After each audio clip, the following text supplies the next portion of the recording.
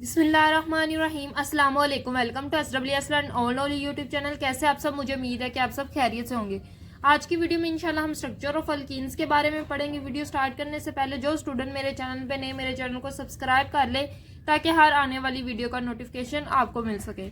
आज की वीडियो है स्ट्रक्चर ऑफ अल्कीन्स और reactivity of alkyne. Structure of alkyne करने के लिए सबसे सिंपलेस्ट अल्कीन लेंगे इथीन। इथीन है सबसे सिंपलेस्ट अल्कीन है। 2 कार्बन से अल्कीन शुरू होती है क्योंकि डबल बॉन्ड होना जरूरी है 2 कार्बन के दरमियान, इसलिए जो अल्कीन्स है उसकी सिंपलेस्ट फॉर्म है इथीन। अगर मैं इसको खोल के लिखूं तो 2 कार्बन और हर कार्बन के साथ 2 हाइड्रोजन अटैच, 2 कार्बन भी हो गए और इन दोनों कार्बन के दरमियान डबल बॉन्ड इस तरह CH2 और दोनों कार्बन के दरमियान डबल बॉन्ड CH2। इस तरह होता है इथेन का पूरा स्ट्रक्चर। इस अल्कीन का स्ट्रक्चर डिटरमाइन करने के लिए हमें पता होना चाहिए जो कार्बन है अल्कीन में इसकी हिब्रिडाइजेशन क्या। सिंपलेस्ट पहले कार्बन की इलेक्ट्रॉनिक कॉन्फ़िगरेशन लिखेंगे। कार्बन में होते हैं 6 इलेक्ट्रॉन, तो 1s2 2s2 2p2। अगर हम खोल के लिखें वैलेंस शेल को तो 2s में कितने हैं 2 इलेक्ट्रॉन और p के 3 ऑर्बिटल आपने बनाने। p के 3 ऑर्बिटल होते और कितने इलेक्ट्रॉन है 2, एक p में आगे दूसरा दूसरी p में इलेक्ट्रॉन आ जाएगा। ये 2s ऑर्बिटल है और ये 2p के ऑर्बिटल्स है। अब क्या होगा, एक्साइटेशन होगी, एक इलेक्ट्रॉन इस p में चला जाएगा।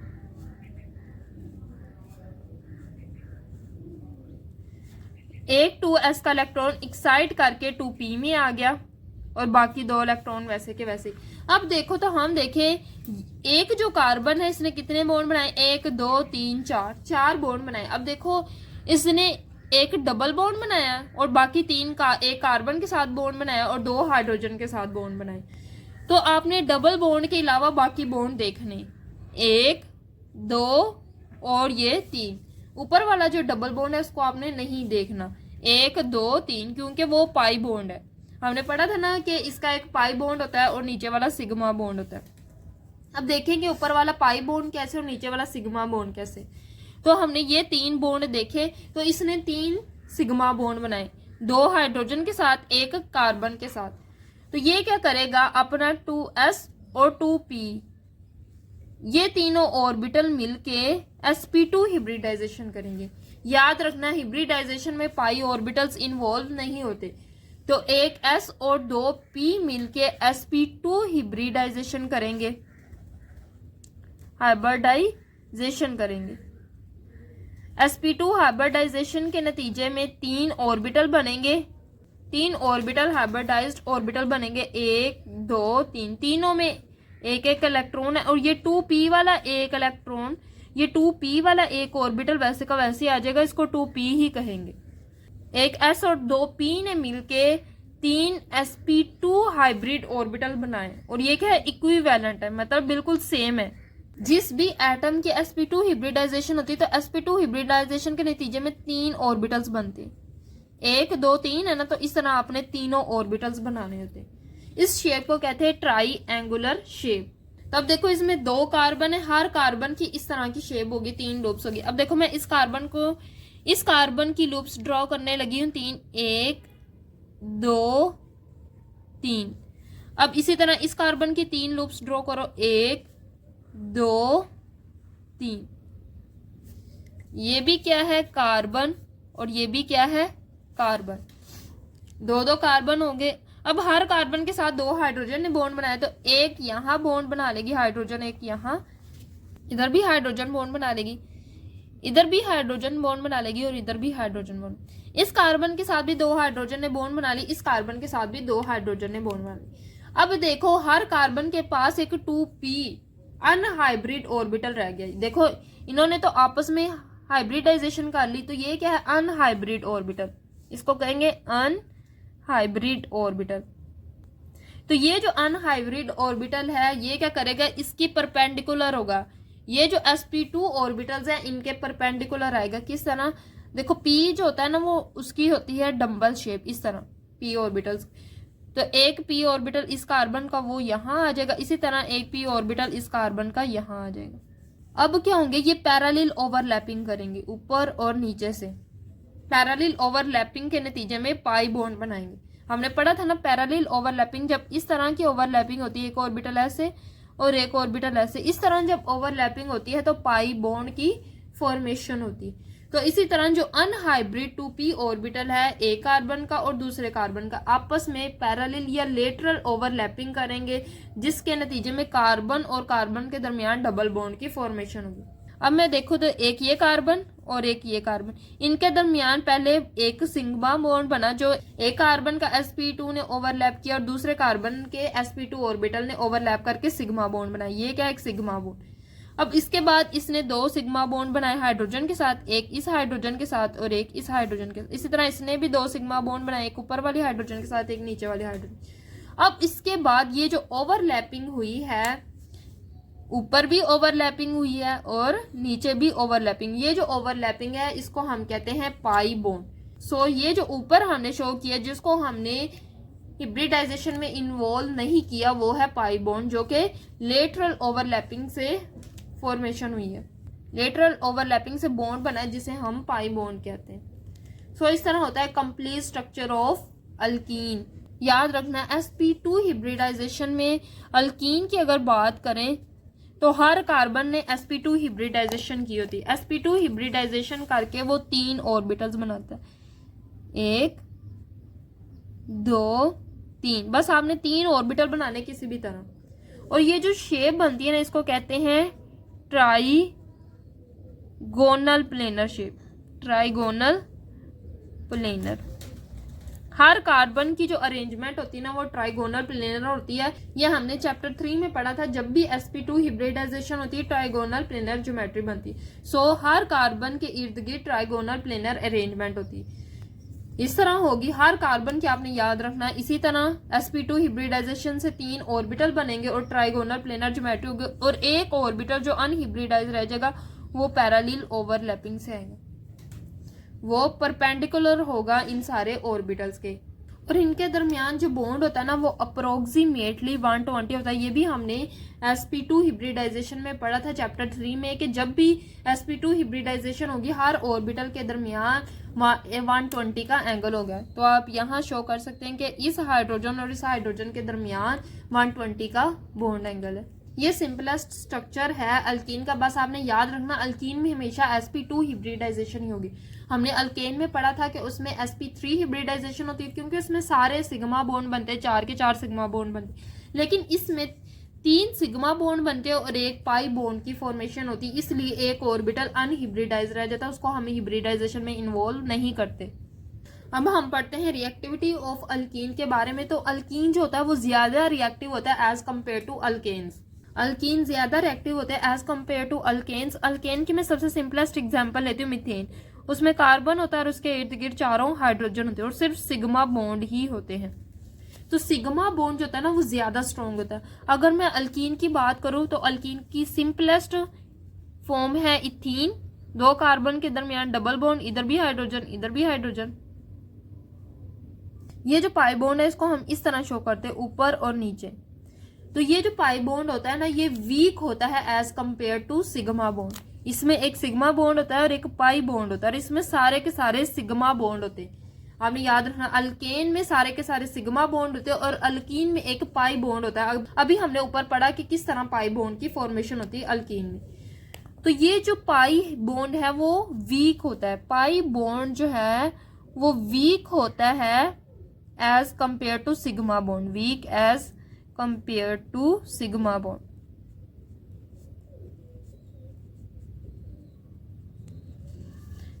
इसमें जो इलेक्ट्रॉन की डेंसिटी, तो देखो ये इधर क्या है, न्यूक्लियस। न्यूक्लियस के ऊपर और नीचे इलेक्ट्रॉन की डेंसिटी है। पाई बॉन्ड के जो इलेक्ट्रॉन है उनकी प्रोबेबिलिटी, जो फाइंडिंग प्रोबेबिलिटी, यानी वो जो इलेक्ट्रॉन पाई बॉन्ड बना रहे वो इलेक्ट्रॉन कहाँ पाए जाएंगे, इन दोनों न्यूक्लियाई, वो लाइन जो इन दोनों को ज्वाइन करे उसके अवे, उसके ऊपर और नीचे पाए जा रहे हैं वो इलेक्ट्रॉन। सो ये इलेक्ट्रॉन जो है ये लूजली, पाई बॉन्ड के जो इलेक्ट्रॉन है ये लूजली हेल्ड होते हैं, यानी इतना ज्यादा ये स्ट्रॉन्गली हेल्ड नहीं होते, ये लूजली हेल्ड होते। तो कोई भी बाहर से इसको अटैक करेगा तो ये इजीली अपना बॉन्ड ब्रेक कर देंगे। ये वीक होता है जब भी कोई बाहर से, मैं एग्जांपल दे रही हूँ इलेक्ट्रोफाइल, जब भी कोई बाहर से इलेक्ट्रोफाइल इसके ऊपर अटैक करेगा तो ये इजीली अपना बॉन्ड ब्रेक कर देगा और रिएक्टिविटी शो करेगा। ये जो लाइन है ना दोनों न्यूक्लियाई को आपस में मिला रही, इस लाइन से अवे होते हैं पाई बॉन्ड के इलेक्ट्रॉन और ये लूजली हेल्ड होते हैं, जिसकी वजह से कोई भी बाहर से स्पीशीज इसके ऊपर अटैक करती है तो इजीली इसका बॉन्ड जो है वो टूट जाता है। इलेक्ट्रोफाइल और न्यूक्लियोफाइल। इलेक्ट्रो का मतलब होता है इलेक्ट्रॉन और फाइल का मतलब होता है लविंग, वो स्पीशीज जो इलेक्ट्रॉन लविंग है। न्यूक्लियो का मतलब होता है न्यूक्लियस और फाइल का मतलब होता है लविंग, वो स्पीशीज जो न्यूक्लियस लविंग है। न्यूक्लियोफाइल का एक और नाम होता है इलेक्ट्रॉन हेटर।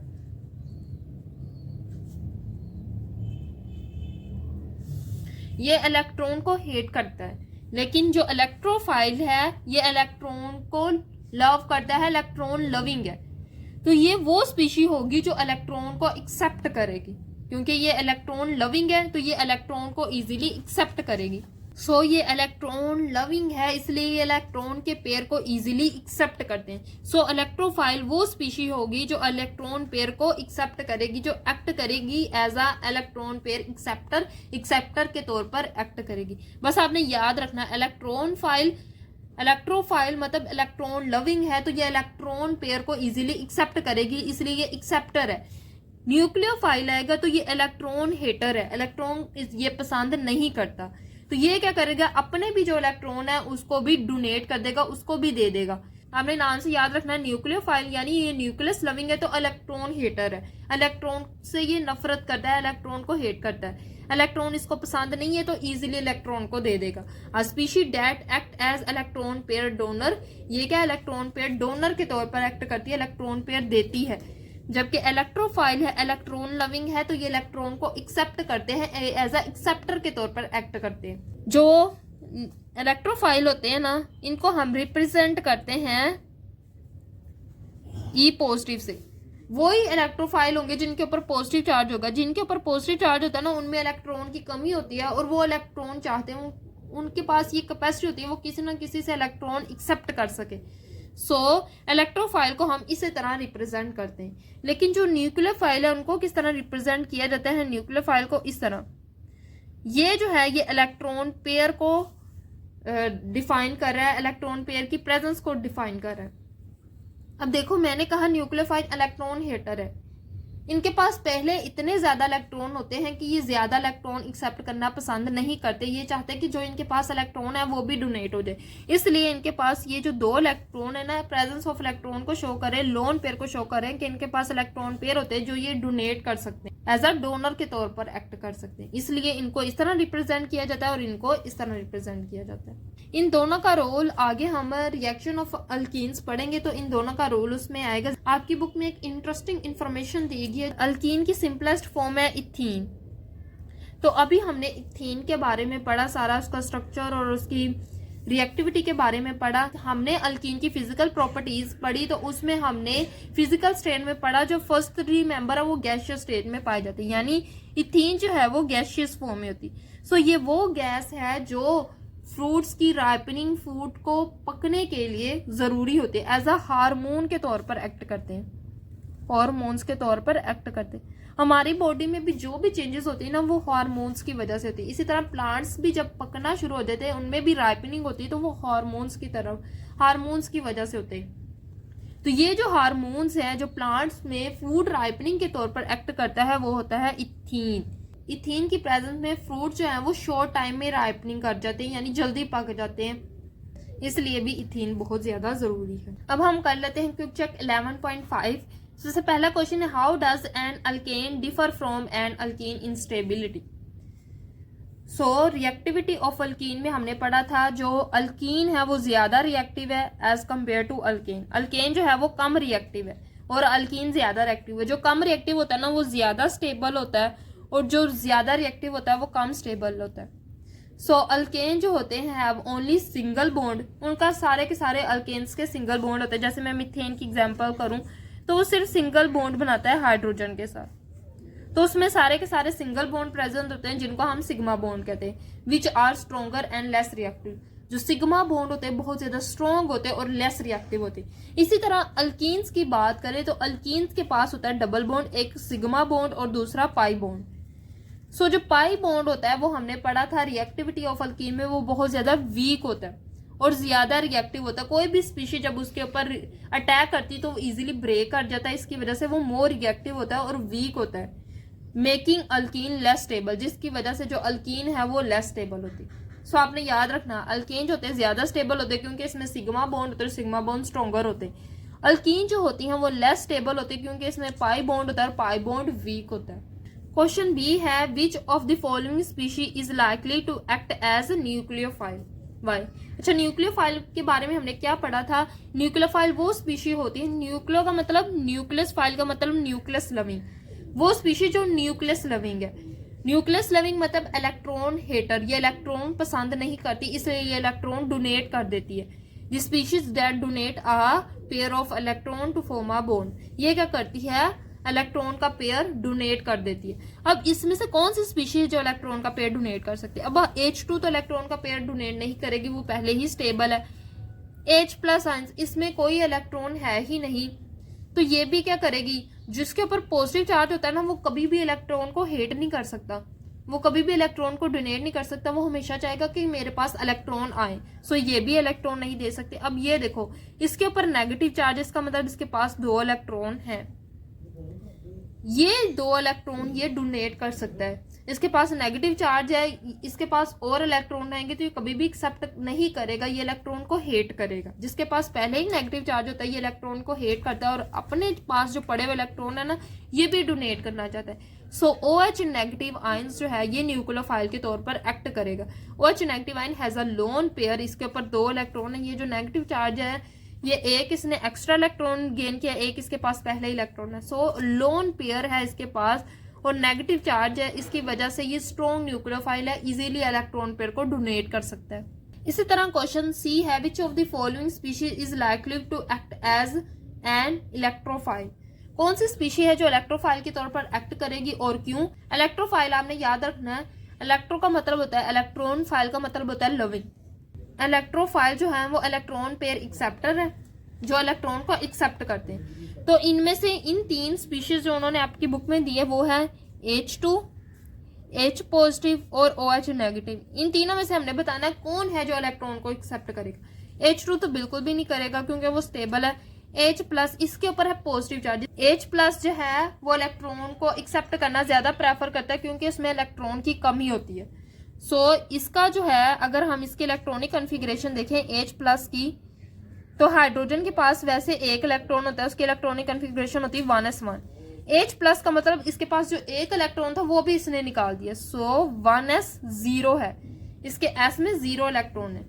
सो इसका जो 1s ऑर्बिटल है वो एम्प्टी है, जिसमें वो स्ट्रॉन्गली इलेक्ट्रॉन को एक्सेप्ट कर सकता है, अट्रैक्ट कर सकता है। इसकी वजह से ये जो H+ आयंस है ये इलेक्ट्रोफाइल के तौर पर एक्ट करेगा।